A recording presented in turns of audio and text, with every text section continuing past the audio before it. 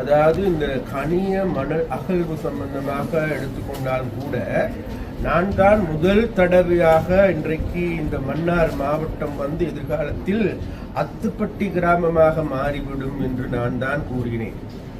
அதாவது கனிய அகழ்வின் மூலமாக ஏற்பட போகின்ற ஆபத்து அபாரான ஆபத்து தான் இருக்கின்றது என்பது எங்களுக்கு தெரியும். அதே போன்று எங்களுக்கு எல்லோருக்கும் தெரியும், இன்றைக்கு இந்த காற்றாலை மின் நிலையங்கள் அமைப்பது தொடர்பான பிரச்சனை. அப்ப இந்த பிரச்சனை இன்றைக்கு ஒரு பூதகரமான பிரச்சனையாக மாறி இருக்கின்றது என்பது உண்மை. அது தொடர்பாக எங்களுடைய ஜனாதிபதியிலும் பல சுற்று பேச்சுவார்த்தைகள் நடத்தப்பட்டது என்பது உண்மை. அது தொடர்பாக பல்வேறு ஆய்வுகள் செய்யப்பட்டு முடிவுகள் எடுக்கப்பட்டு இருப்பது உண்மை. இருந்த போதிலும் கூட இன்றைக்கு எங்களுக்கு எல்லோருக்கும் தெரியும், இந்த காற்றாலை மின் நிலையங்களை அமைப்பதற்கு நாங்கள் அனுமதி கொடுக்கவில்லை. முன்னைய ஆட்சியாளர்கள் அனுமதி கொடுக்கப்பட்டு இன்றைக்கு அவைகள் அனைத்து வேலைகளும் செய்து முடிக்கப்பட்டிருக்கின்ற தருவாய். அப்ப அப்படியான நேரத்தில் இன்றைக்கு நாங்கள் அனுமதி மறுக்கப்படுமாக இருந்தால் நிச்சயமாக இன்றைக்கு இதுகளுக்கான விரயமான கோடி பில்லியன் கணக்கான பணத்தை மீண்டும் அரசாங்கத்தின் மூலமாகவே அந்த நிறுவனங்களுக்கு பெற்றுக் கொடுக்க வேண்டிய நிலைமை ஏற்படும். அதனால் நாங்களும் கூட இங்க இருக்கின்ற மக்களிடம் நாங்கள் வினயமாக கேட்டுக்கொண்ட ஒரு விடயம் இருக்கின்றது. அதாவது இந்த காற்றாலை மின் நிலையங்கள் அமைப்பதன் மூலமாக மன்னாருக்கு பாதிப்பு வருமாக இருந்தால், மன்னார் மண்ணுக்கு பாதிப்பு வருமாக இருந்தால் நிச்சயமாக அதற்கான அனுமதியை நாங்கள் கொடுக்க போவதில்லை.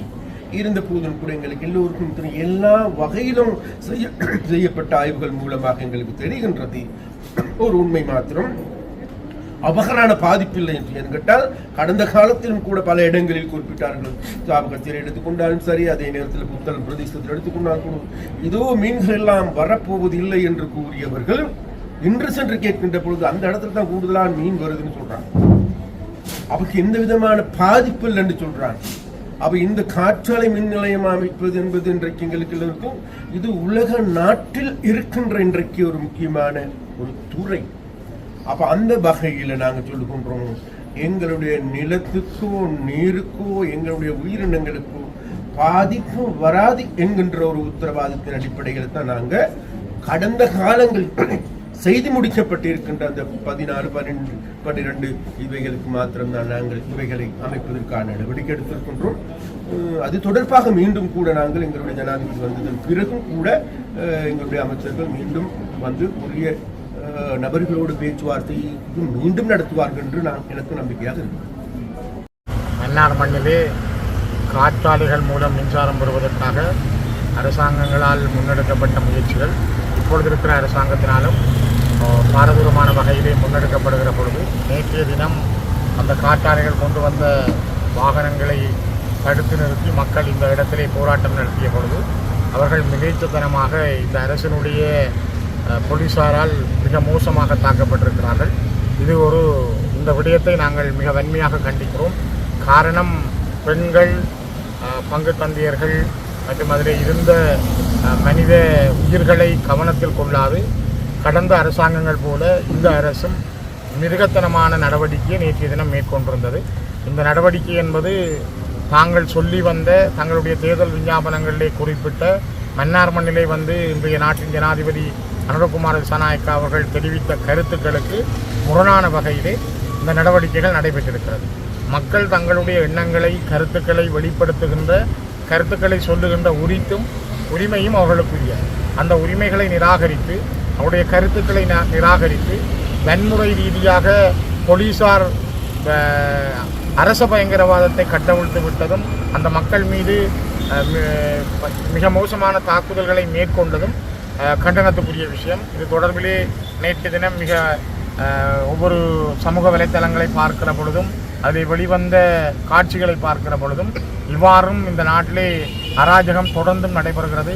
அரச பயங்கரவாத அராஜகத்துக்கு எதிராக மக்கள் மீண்டும் மீண்டும் ஒன்று கூடி தங்களுடைய கருத்துக்களை முன்வைக்கிறார்கள். அந்த வகையில் இந்த மன்னார் நியாயமான மக்களுடைய கண்ணியமான அறத்தின் வழியான இந்த போராட்டத்திற்கு அரசாங்கம் செய்கின்ற விடயங்களை கண்டிக்கிறோம். தொடர்ந்து இந்த விடயம் தொடர்பிலே நான் நினைக்கிறேன், நாங்கள் கடந்த 2020 24ஆம் ஆண்டு வரை பாராளுமன்ற அமர்வுகளில் கௌரவ பாராளுமன்ற உறுப்பினர் சார்ல்ஸ் நிர்மல்நாதன் அவர்கள் பல தடவைகள் இந்த விடயங்களை பாராளுமன்றத்திலே முன்வைத்து உரையாற்றியிருக்கிறார். ஒரு முறை நானும் அவருக்கு ஆதரவாக இந்த விடயம் தொடர்பில் பேசியிருக்கிறேன். தொடர்பிலே இந்த மன்னார் விடயம் தொடர்பாக நாங்கள் பேசியிருக்கிறோம். தொடர்ந்தும் இந்த விடயம் தொடர்பிலே நாங்கள் பாராளுமன்றத்திலும் சரி, கனியவள விடயங்கள் தொடர்பிலும் சரி, நாங்கள் பாராளுமன்றத்திலும் வெளியிலும் இது தொடர்பான விடயங்களை கண்டிப்பாக உரையாற்றுவது மட்டுமல்ல, இதற்கான ஒரு எதிர் நடவடிக்கைக்கான ஒத்துழைப்புகளை முன்னெடுப்போம். நான் இன்றைய தினம் உடனடியாக வருகின்ற நோக்கமே இங்கு நடந்த அரச பயங்கரவாதத்துக்கு எதிராக அரச வன்முறையாளர்களுடைய நடவடிக்கைகளை பார்வையிட்டு அது தொடர்பிலே அடுத்த கட்ட நடவடிக்கைகளுக்கு எங்களுடைய பூரண செயல்பாடுகளை எவ்வாறு எடுத்துக்கொள்வது என்பது தொடர்பிலே தான் நான் இங்கே வருகை தந்திருக்கிறேன். ஆகவே இந்த விடயங்களை நாங்கள் பார்வையிட்டிருக்கிறோம், மக்களோடு கலைத்திருக்கிறோம். தொடர் நடவடிக்கையை நாங்கள் மேற்கொள்வோம். மக்களுடைய இந்த போராட்டத்திற்கும் பங்கு தந்தையருடைய இந்த ஒத்துழைப்புக்கும் தொடர்ந்து எங்களுடைய ஆதரவு அவர்களுடைய இருக்கும்.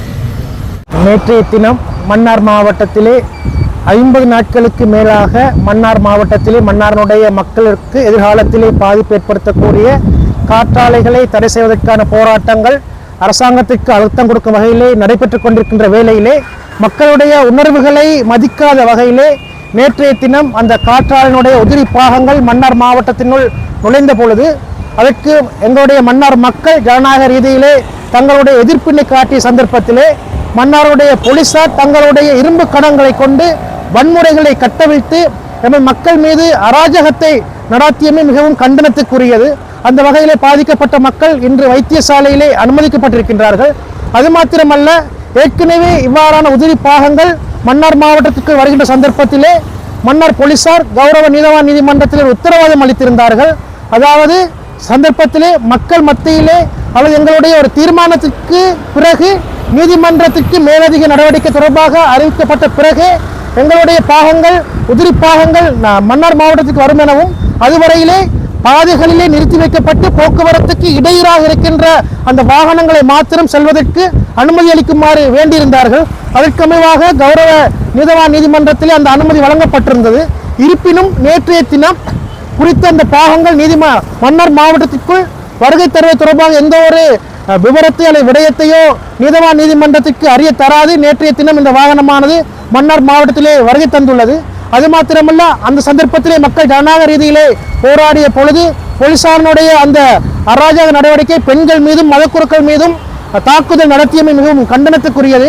எனவே அது தொடர்பாக நாங்கள் மனித உரிமைகள் ஆணைக்குழுவிலே இது சம்பந்தமான முறைப்பாடுகளை செய்வதற்கு நாங்கள் தயாராக இருக்கின்ற அதே வேளையிலே இது தொடர்பாக நாங்கள் ஜனநாயக ரீதியிலே எந்த அடக்குமுறை வருகின்ற போதிலும் எங்களுடைய போராட்டத்தை தொடர்ந்து கொண்டு செல்வோம் என்ற விதத்தையும் தெரிவித்துக் கொள்கின்றோம்.